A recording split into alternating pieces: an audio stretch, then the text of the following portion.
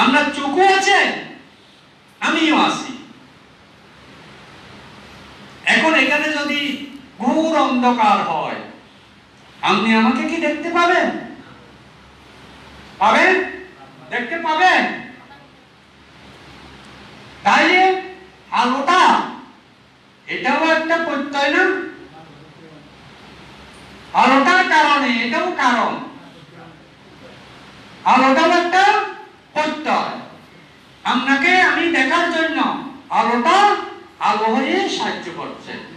আচ্ছা, আলো আছে, আপনার চোখও আছে, আমিও আছি।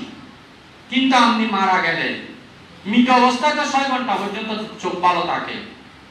এখন 6 ঘন্টা পর্যন্ত সে দেখে কিনা? 6 ঘন্টা পর্যন্ত সে দেখে কিনা?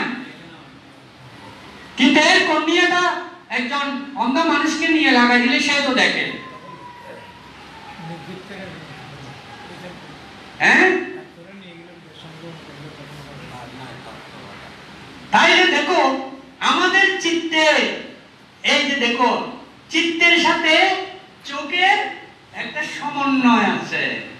যেহেতু চিত্ত নিস্তেজ হয়ে গেছে, তাই এই এই প্রত্যয়গুলো থাকলেও দেখা যাচ্ছে না। তাইলে মনও দেখার জন্য সাহায্যকারী প্রত্যয়। এই সবগুলো বিষয়ের সমন্বয়ে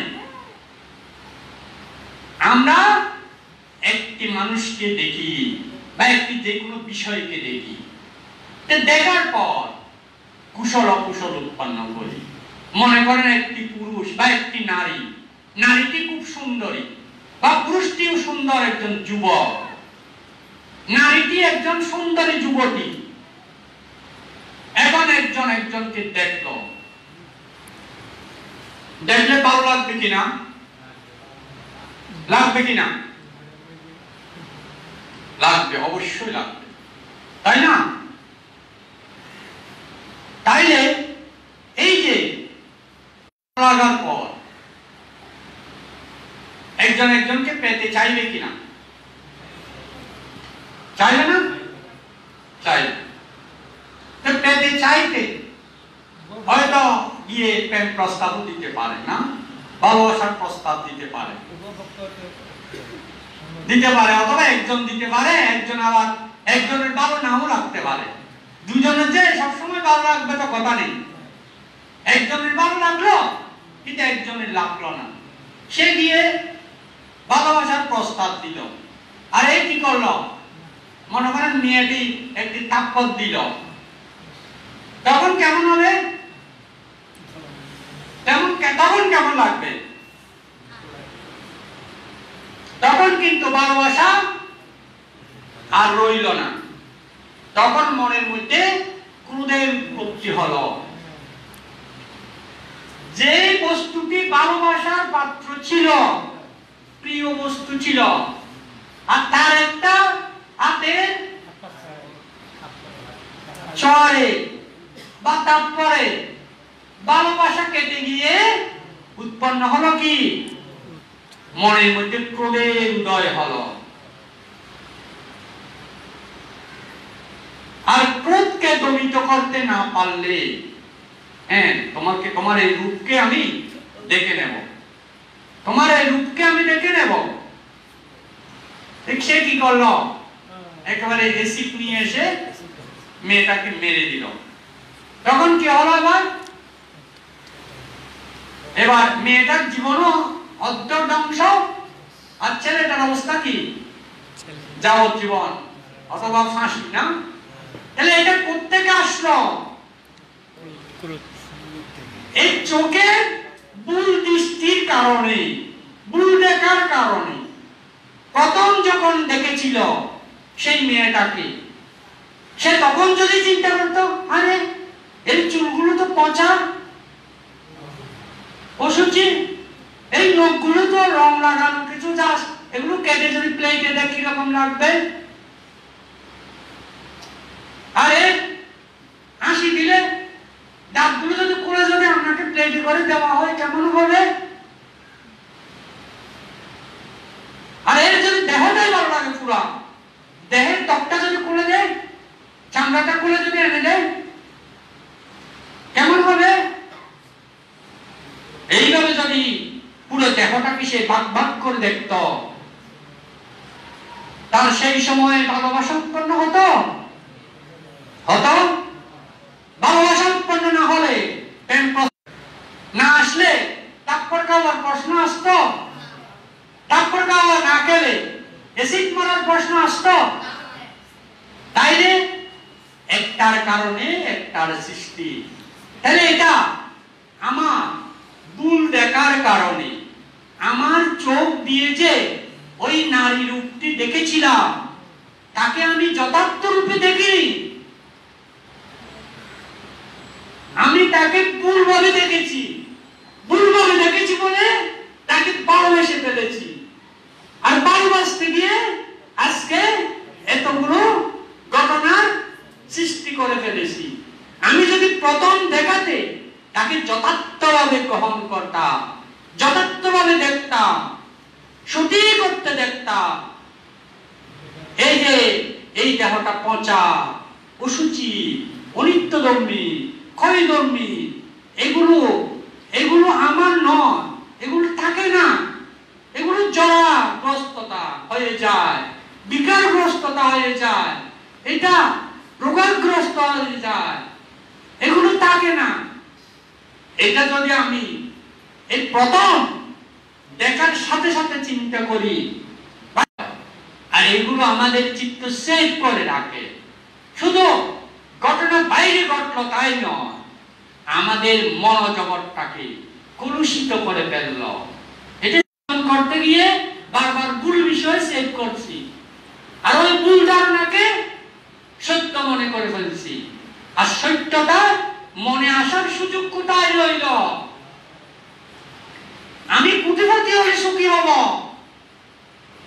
1000 কোটি টাকার মালিক হলে সুখী হব, ঢাকা শহরে একটা বিল্ডিং, নিজস্ব কয়েকটা বিল্ডিং করতে পারলে, এসি রুম, নিজস্ব কয়েকটা বিল্ডিং, এবং ব্যাংকে কয়েক হাজার কোটি টাকা ব্যাংক ব্যালেন্স, তাই না? আমার সাথে কে লাগে? আমি সুখী, তাই না? আসলে কি তাই? আসলে কি তাই? যার কাছে কয়েকটা, যে এই যার কাছে কয়েকটা বিল্ডিং আছে, মনে করে কয়েক হাজার কোটি টাকা ব্যাংক ব্যালেন্স আছে, সে কি সুখী? তার স্ত্রী যদি পরকীয়া প্রেমে লিপ্ত হয় থাকে, সে জানে, কিন্তু স্ত্রীকে কিছু করতে পারে না। মনে করে ওই ব্যক্তির কয়েকটা বিল্ডিং আছে এবং কয়েক হাজার কোটি টাকা ব্যাংক ব্যালেন্সও আছে, ছেলে সন্তানও আছে, কিন্তু তার স্ত্রী পরকীয়া প্রেমে লিপ্ত, তার মেয়ে তার অবাধ্য, তার ছেলে তার অবাধ্য, তাকে কি আমরা সুখী বলতে পারবো? সুখী বলতে পারবো? তাহলে টাকা কি, ধন কি আমাদের সুখী করে? করতে পারবে? তাহলে আসলে আমরা তো সবাই চাই কাকে মেরে কে ধনী হব, কারণ সবাই সুখী হতে চায়। আসলে সুখ কি এই জিনিসটা আমরা জানি না বলে আমরা, তাই বুদ্ধ বলেছে, এই যে আমরা বারবার ওই হরিণেরা বালভূমিতে যখন তৃষ্ণার্ত হয়, মৃগরা, হরিণেরা যখন বালভূমিতে তৃষ্ণার্ত হয়, যখন সূর্যের তাপ পড়ে, তখন চতুর্দিকে মনে হয় জলমগ্ন, আর ওই হরিণটা একটা দ্বীপের মধ্যে অবস্থান করছে। তো যখন তৃষ্ণার্ত হয়, জল পান করার জন্য ধাবিত হয়, কিন্তু আসলে কি সেটা জল? সে যতই ধাবিত হচ্ছে, এটা একটু একটু দূরে চলে যাচ্ছে, আর সে যতই হাঁটছে, তৃষ্ণা ক্রমশ বেড়ে যাচ্ছে। সে আরো একটু জোরে দৌড়াচ্ছে তাড়াতাড়ি খাওয়ার জন্য, আরো জোরে দৌড়াতে গিয়ে আরো তৃষ্ণা বেড়ে যাচ্ছে। আর ওই জলটা সরে যাচ্ছে, মনে হচ্ছে একেবারে কাছে কাছে, কিন্তু পুরায় না। না ফুরাতে ফুরাতে তৃষ্ণার্ত অবস্থায় এক সময় সে মৃত্যুবরণ করে। ঠিক এই বুদ্ধও বলেছে আমরা শুধু সুখ চাই, কিন্তু সুখটা কি সেটা আমরা জানি না। আমরা আসলে দেখুন একবার ওই আমি প্রায় সময় উপমাটা দিই, একটা টিভিতে ধরনের অ্যাডভার্টাইজ নাই মনে হয়, একটা লাখ সাবান না কিসের অ্যাডভার্টাইজ দিত, ওই একটা ওই এই থেকে একটা গান লাগাইছে, সুগন্ধির মোহনীয়তায় না বেলি ফুলের সুগন্ধের মোহনীয়তায়, ওরকম একটা গান চলে, আরেকটা নিয়ে এভাবে ওরকম করে, আর একটা প্রজাপতি এসে উড়ে ওই সাবানের উপর বসে। এখানে কি বুঝালো? তার মানে বেলি ফুলের সুগন্ধ তাকে মোহনীয়তা, মোহনীয় মানে অজ্ঞান, তাকে অজ্ঞান করে ফেলল। অজ্ঞানকে আমরা সুখ মনে করি। এইটাই তো এই অ্যাডভার্টাইজ এইটাই তো দিল না, মানে তোমাকে বেলি ফুলের সুগন্ধ অজ্ঞান করে ফেলবে, এটাই সুখ, তাই নাকি? অজ্ঞানটা সুখ। হ্যাঁ, আসলে অজ্ঞানটাই এখানে আমরা লৌকিকত্বে যেটা সুখ মনে করি, এই অজ্ঞানটাকে সুখ মনে করি। যখন জ্ঞান আসে, যখন যথার্থ সত্যকে জানে, তখন সে এটাকে দুঃখ হিসেবে দেখে, হিসেবে গন্ধ হিসেবে দেখে, রোগ হিসেবে দেখে, অনিত্য হিসেবে দেখে। এটাতে আমি নেই, কিছু নেই, কলা গাছের মতো। কলা গাছকে আমি শুধু যতই বাকল খুলতে থাকি না কেন, লাস্টের জিনিসটাও বাকল, ওখানে সার নেই। আমি যদি কলা গাছের সার খুঁজতে যাই, সার বের করতে পারবো, শুধু আমার বল খরচ হবে। ঠিক এই সংস্কার পুঞ্জর মধ্যে আমরা সুখ খুঁজতে গিয়ে এখানে তো সুখ নেই। ওই অজ্ঞানকে আমরা সুখ মনে করি, এই অজ্ঞানের কারণে বারবার বারবার বারবার বারবার শুধু তৃষ্ণার্ত হয়ে পড়ি, আর পথের মধ্যে মৃত্যুবরণ করি, আবার পুনর্জন্ম গ্রহণ করি। এইভাবে আমাদের, তাহলে এইভাবে এই জিনিসটাকে এখানে গাছ ছিল বটে, তবে এটা গাছ না হয়ে একটি নারীও হতে পারে, একটি ফুলও হতে পারে, বা এখানে কিছু ময়লাও হতে পারে, যে কোনো কিছু হতে পারে। তাহলে এটাকে চোখ এইটাকে দেখে, বর্ণরূপকে দেখে, দেখার পর তার কাছে না হয় সুখ অনুভূতি, না হয় দুঃখ অনুভূতি, না হয় না সুখ না দুঃখ অনুভূতি। এই ত্রিবিধ অনুভূতি থেকে না হয় লোভ, না হয় ক্রোধ, না হয় অজ্ঞান উৎপন্ন করে। তাহলে ঠিক সেম এটাও, এখানে একটা কানের ছবি দিল, কর্মজ উৎপন্ন রূপ। কানটা প্রত্যেক আসলো কর্মের কারণে, নিচে দিল পাশত রূপ না, কানের মাংসটা শুনতে পায় কিন্তু দেখতে পায় কেন? ওটাও তো একটা মাংসপুঞ্জ না? তাহলে ওটা চোখেরটা দেখতে পায়, কানেরটা শুনতে পায়, ব্যতিক্রম কেন? এটা আমাদের কুশল অকুশল কর্মের প্রভাবে আমাদের কর্ণের মধ্যে সেরকম একটা গুণরাশি সৃষ্টি হয়েছে। এই গুণটাকে বলে প্রাসাদ।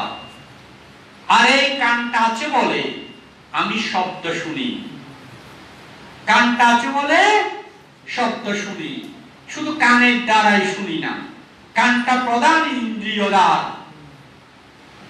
প্রধান ইন্দ্রিয় দ্বার হলেও কিন্তু আলম্বন কোন জায়গায় যদি শব্দ উৎপন্ন না হয় আমি শুনব? শব্দ হলো যদি বাতাস না থাকে আমার কানে ওই শব্দ পৌঁছাবে না, কারণ তরঙ্গের মধ্যে এটা তরাঙ্গিত হয়ে আমাদের কানে পৌঁছায়। বুঝতে পেরেছেন? তাইলে এই কানটা, কানও আছে, তরঙ্গও আছে, শব্দও আছে, কিন্তু আমার যদি চিত্ত না থাকে তাও কি শুনব? তাও শুনব না। তাহলে এই শোনাতে গিয়েও আমাদের কুশল অকুশল, এবং যদি শব্দটা প্রিয় শব্দ হয় সেটা থেকে কি উৎপন্ন হয়? সাথে সাথে সুখ বেদনা উৎপন্ন হয়। আর যদি অপ্রিয় শব্দ হয় দুঃখ বেদনা উৎপন্ন হয়। আর শব্দটা যদি প্রিয় না হয়, অপ্রিয় না হয়, না সুখ না দুঃখ বেদনা উৎপন্ন হবে। তাইলে সুখ বেদনা থেকে লোভ, দুঃখ বেদনা থেকে দেশ, আর না সুখ না দুঃখ বেদনা থেকে অজ্ঞান। যেহেতু এটা বুঝে কয়সি জানিনি, না জানাটা অজ্ঞান।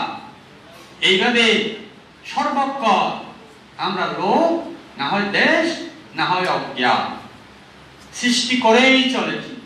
আর চিত্ত এগুলো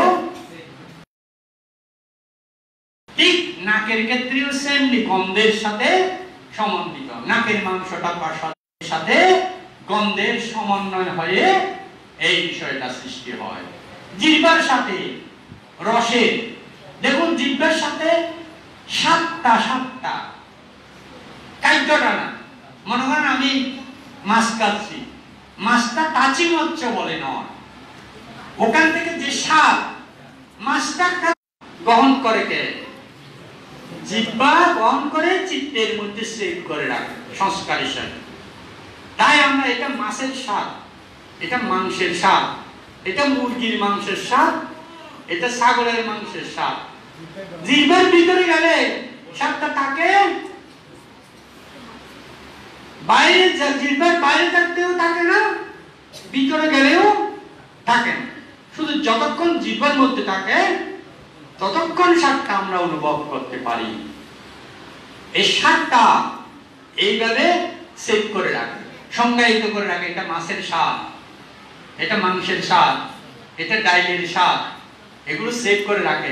পরবর্তীতে রেজাল্ট দেওয়া, আবার যখন খাই গন্ধ হওয়ার সাথে সাথে রেজাল্ট চলে আসে, এটা মাংস, মাংসের গ্রাম, নাকের মাংস, এটা সেভ করে রাখে, এটা রস দিয়ে সেভ করে রেখেছে। বুঝতে পেরেছেন? কিন্তু টাচিং এর ক্ষেত্রেও বাইরের যে কোনো আঘাতযুক্ত বস্তু, যেমন আমি যদি এই রড দিয়ে আঘাত করি তাহলে দুঃখ বেদনা উৎপন্ন হবে। গরম থেকে কেউ আসলে যে বললাম সুখ বেদনা উৎপন্ন হবে। আর গরমও না হলে ঠান্ডাও না হলে নরমাল অবস্থায় যদি বসাই রাখি, না সুখ না দুঃখ। কিন্তু আমি এটা যে কইছি এটা বুঝে অনিত্য দম্ভি, এটা না ঠিক করা বিষয়গুলো যে ওখানে আছে ওগুলোকে নিয়ে গাটাগাটি শুরু করে। নিজে নিজে যখন বাইরে থেকে চোখ, এখন যদি চোখ বন্ধ করে বসে থাকি, বাইরের আলম্বনে করে এখানে শব্দ, গন্ধ, রস, স্পর্শ এগুলো কিছুই না, চোখ বন্ধ, একদম শব্দ কোনো বাইরে থেকে আসতে দিচ্ছে না, গন্ধও নেই, রসস্বাদও নেই, বাইরে বা কোনো আঘাত। তখন মন নিজে নিজে কল্পনা করতে থাকে। অতীতে খারাপ হোক বা ভালো হোক, অতীতের বিষয় আলম্বন কি, বিষয়কে আলম্বন করে অতীতের সেভ করা বিষয়গুলো আলম্বন করে কল্পনা করতে থাকে। এই কল্পনা বিষয়গুলো আবার পুনরায় সেভ করে, কল্পনার বিষয়গুলো আবার পুনরায় সেভ করে। এইটাকেও উৎপত্তি ভাব বলে। কর্মভাব আর উৎপত্তি মানে পুনরায় অতীতের কিন্তু মনের মধ্যে এটা অতীতের বিষয়টা জন্ম হয়, আবার কল্পনা করে, আবার সংস্কার রচনা করে চলেছে। এটাকে মনের উৎপত্তি ভাব বলে, অভিধর্মের ভাষায় মনের উৎপত্তি। তাহলে এইভাবে এগুলো সর্বক্ষণ সেভ হচ্ছে না। এখন বিষয় হচ্ছে কিভাবে ডিলেট হবে। এই প্রশ্ন করেছিল, এগুলো তো শুধু সেভের কথা বলা হচ্ছে, সেভ না করলে স্বাভাবিকভাবে প্রথমে আসে না, যোগ করে নিয়ে আসতে হয়, এটাকে সৃষ্টি করতে। এটাও একটা সংস্কার, প্রজ্ঞাটাও সংস্কার। যে প্রজ্ঞা কি, প্রজ্ঞা কি বলুন তো, আপনি বলুন প্রজ্ঞা কি? বলুন প্রজ্ঞা কি? জ্ঞান। ঠিক জ্ঞান বললেও হবে না, প্রজ্ঞাকে প্রজ্ঞায় এটা আসলে জ্ঞানের আরো ডেভেলপমেন্ট, বিষয়টাকে প্রজ্ঞা বলে। যেমন বইতে একটা উপমা আছে ওইভাবে, যেমন একটা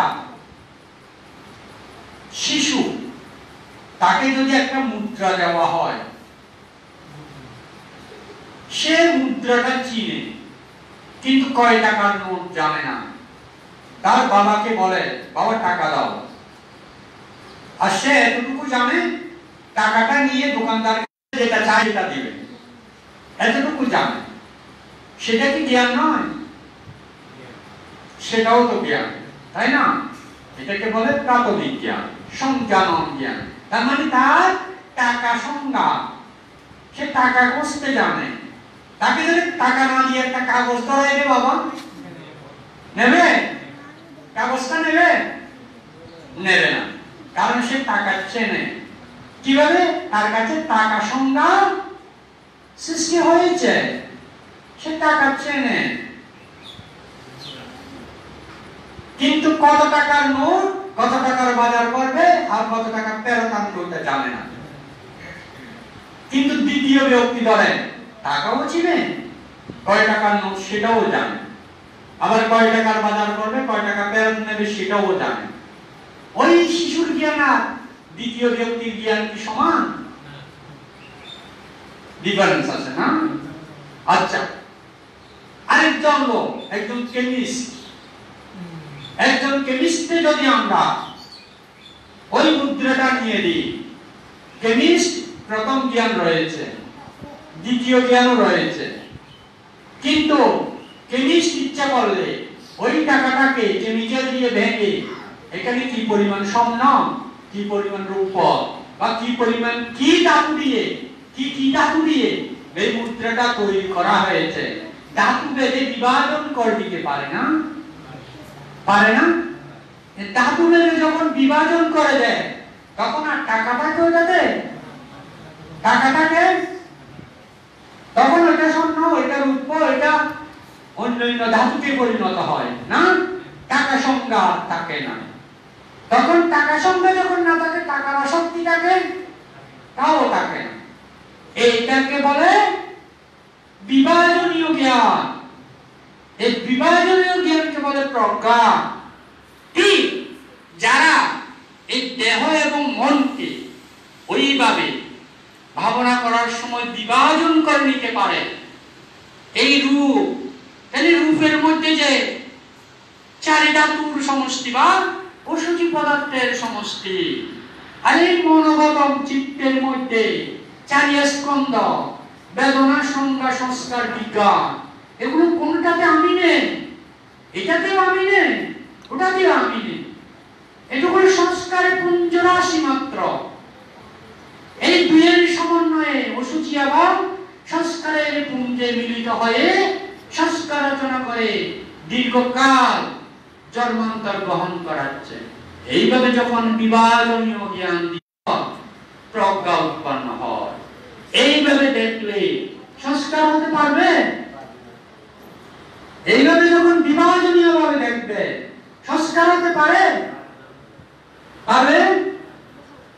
এই যে বললাম আমি, ওই একটি নারীকে যদি চুলগুলো পচা, নখগুলো পচা, বা একটা পুরুষের ক্ষেত্রে হলেও একে সেই না, সেই তাহলে এই দাঁতগুলো পচা, এই মাংসগুলো পচা, আর ভিতরে রক্ত, পুষ্টি, পায়খানা, প্রস্রাব কি আছে, সবগুলো সূচি রাশি পুঞ্জীভূত। আর এই মনোজগৎটা সংস্কার রাশি পুঞ্জ। সংস্কার আসির পুঞ্জে এইভাবে যখন প্রত্যেকটা অবস্থাকে বিভাজনীয় জ্ঞান দিয়ে দেখে, তখন আর সংস্কার রচনা করতে পারবে।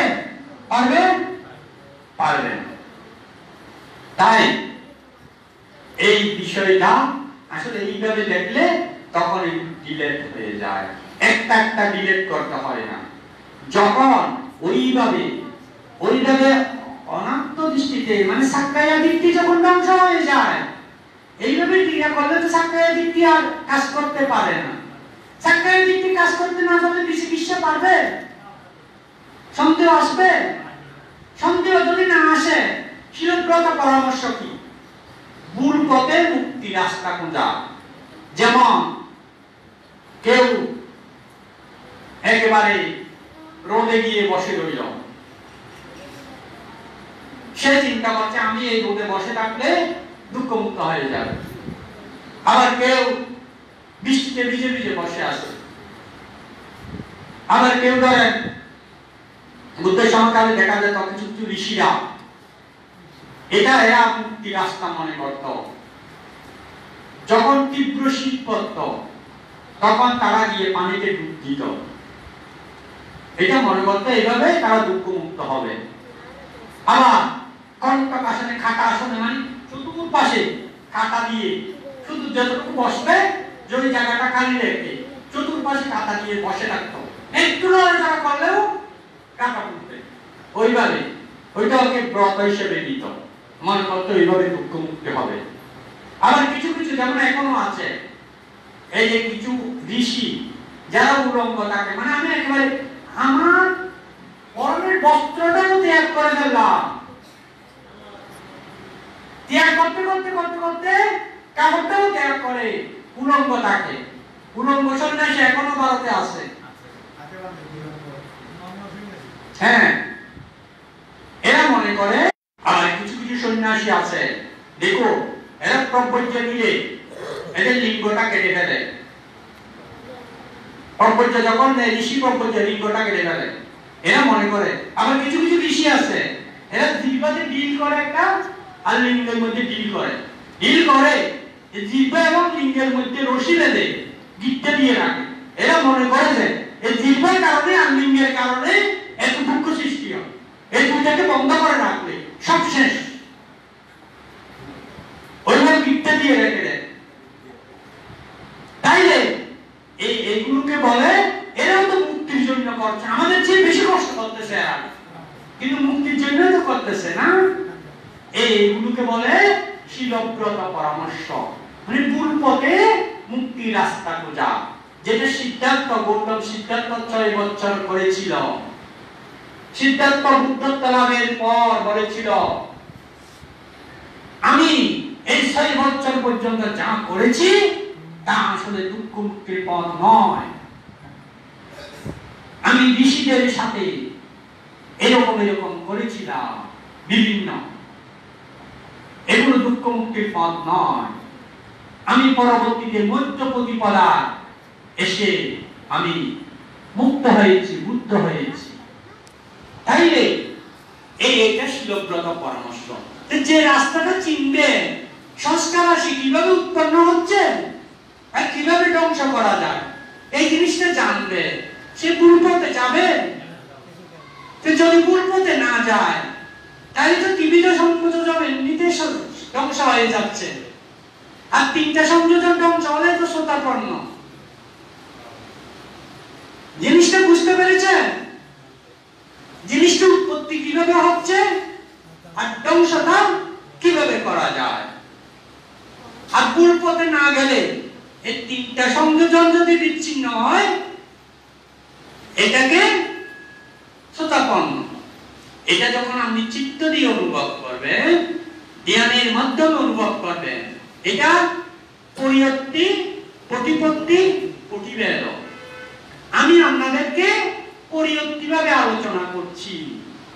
এটি যখন আপনি ধ্যানের মাধ্যমে ফিলিংস আসবে, আপনার সাধনার মাধ্যমে শিরের বিশুদ্ধ থেকে চিত্তের মধ্যে সমাধি, মনকে স্থির করে। আমাদের কোন কোন আচার্যরা বর্তমানে বলতে শুনি সমাধি ধ্যান করা যাবে না। সমাধি করলে সমত ধ্যান হয়ে যাবে। সমত ধ্যান নির্বাণের অন্তরায়। এরকম কথাও শুনি আমরা। আসলে দেখুন, সমাধি প্রজ্ঞা,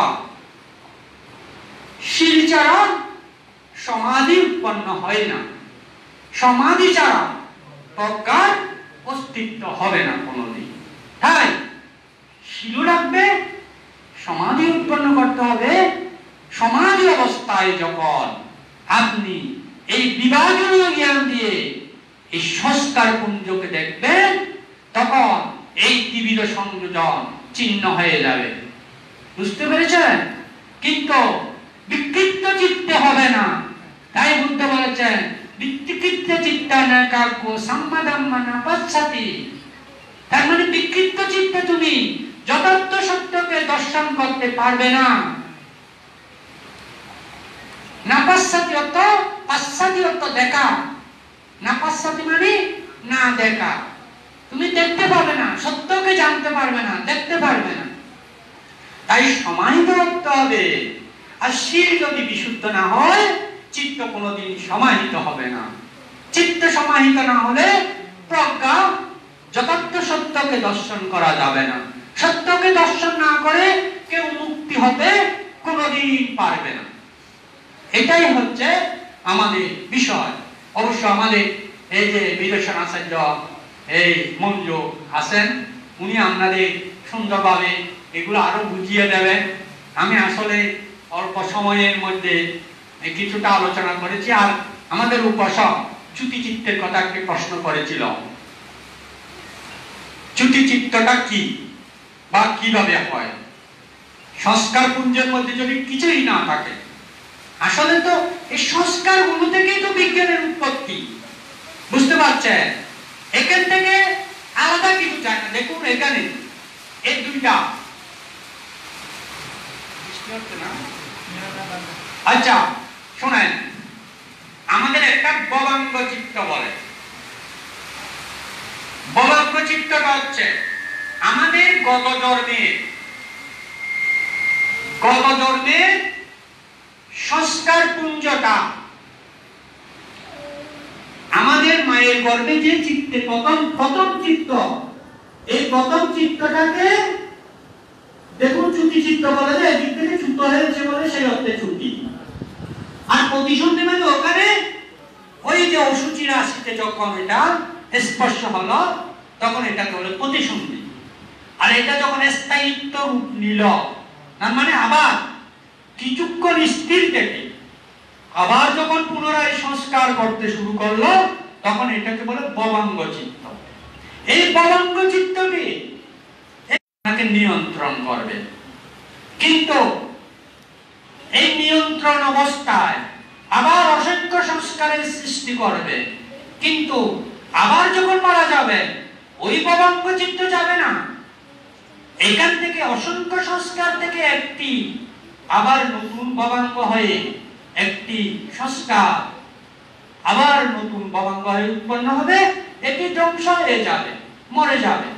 তাই এটি অতি নয়, এটি অতি নয়, আবার এটি ছাড়াও অতি নয়। যেমন আমি একটি উপমা দিই আরো ক্লিয়ার করার জন্য। যেমন আমি যদি এখান থেকে আমেরিকা একটা ফ্যাক্স করি, একটা লেখা কাগজে আছে, লেখাটা আমেরিকাতে ফ্যাক্স করলাম, আমার লেখাটাকে আমেরিকায় গেল। মৃত্যুর সময় যদি আপনি কোন সময় যদি পশুর মতো আচরণ করে থাকেন, এটা তো সেভ করে রেখেছে চিত্ত। ঠিক মৃত্যুর সময় সেই জিনিসটা উৎপন্ন হলো, তাহলে আপনি পশুকুলে চলে যেতে পারেন। বুঝতে পেরেছেন? তাহলে পশু ববাঙ্গ নতুন ভাবে সৃষ্টি হলো। তার মানে এইটা নয় আমরা বর্তমান মানব ববাঙ্গটা ওই পশুটা নয়। যদি মানব ববাঙ্গটা পশু হতো, বা এটাই যদি আপনি যদি পশু হতেন, তাইলে আসলে বিষয়গুলো আসলে আরো পারছে না। এগুলো আসলে ধর্ম দেশনায় বিষয়টা ক্লিয়ার করা যায় না। এগুলো আরো পার্সোনাল আলোচনা করলে আরো ক্লিয়ার করা যায়। যাই হোক, এই এতক্ষণ পর্যন্ত আমি যে আলোচনা করেছি, আসলে এই বিষয়টা আমি ক্লিয়ার পুরোটা বুঝাই দিইনি। যদিও কয়েকটা দিয়ে বুঝিয়েছি, সবগুলো তো সেম জিনিসটা না, সবগুলো তো সেম। এগুলো আসলে আমরা যখন আলোচনা করে প্রত্যেকটা বিষয় নিয়ে আলোচনা করি, এই করি, তো এখন আজকে একদিনের জন্য আমি এসেছি। আর তাছাড়া আমাদের মঞ্জু আছে, মঞ্জু আমার থেকে অনেক সিনিয়র, উনি আরো অনেক দীর্ঘদিন আগে থেকে বিদেশাপনা পরিচালনা করে আসতেছেন। যদিও আমি ওনার সাথে দেখা হয়নি, ওনার নাম অনেকবার শুনেছি। না আসলে সঞ্জু মঞ্জু না, আমার বারবার ভুল হয়ে যাচ্ছে, সঞ্জু। বিশেষভাবে আমি উপশিকাকে আমার পুনরাশি থাকবে, উনি যেন দীর্ঘজীবী হয়ে আরো আমাদের সমাজে জাতি কল্যাণ করতে পারেন এই কামনা করছি। এবং উন্নত পুণ্যক্ষেত্র ভিক্ষু সংঘকে বন্দনা নিবেদন করে আপনারা যারা উপস্থিত হয়েছেন, আমরা প্রত্যেককে, আমি যে আমার মধ্যে যে ভুল নেই আমি বলবো না, কারণ আমিও চেষ্টা করছি অনুশীলনে। যেহেতু চেষ্টা করছি, আসলে ধর্মদেশনা অনেক কঠিন বিষয়, আর এটা তো একেবারে হয়তো প্রসঙ্গে কারণে অনেক কথা আসতে হয়তো ভুলও চলে আসতে পারে। আমি অন্ধের মতো কিছু গ্রহণ করবেন না, যেটা যথার্থ বিজ্ঞানসম্মত হয় সেটাই গ্রহণ করবেন। যদি এইভাবে করেন, আমি মনে করি সাক্কায় দিকটি যদি ধ্বংস হয়, বিশিষ্ট ধ্বংস হলে শিলব্রত পরামর্শ ধ্বংস হয়ে যায়। এইভাবে বিভাজনীয় জ্ঞান দিয়ে আমরা আস্তে আস্তে মুক্ত হতে পারি। এইভাবে যাও আমার পুনরাশা আপনাদের সহ যারা এখানে চতুর্পত্য দান করছে, এই বিহার যারা সুরম্য বিহার নির্মাণ করেছিল, তাই আপনারা আরামসে ধ্যান করতেছেন না ফ্যানের তলে বসে বসে, কিন্তু আমরা অরণ্যের মধ্যে এরকম সুযোগ সুবিধা পাচ্ছি না। তাইলে এই যে এগুলো যারা করে দিয়েছে তাদেরকে সহ আমি জগতের সকল প্রাণীকে পুণ্যরাশি দান করে, এবং এই যারা এগুলো আয়োজন করছেন এবং পান থেকে বন্দনা নিবেদন করে, সংঘকে বন্দনা নিবেদন করে আমার ধর্ম আলোচনা এখানেই পরিসমাপ্তি করছি।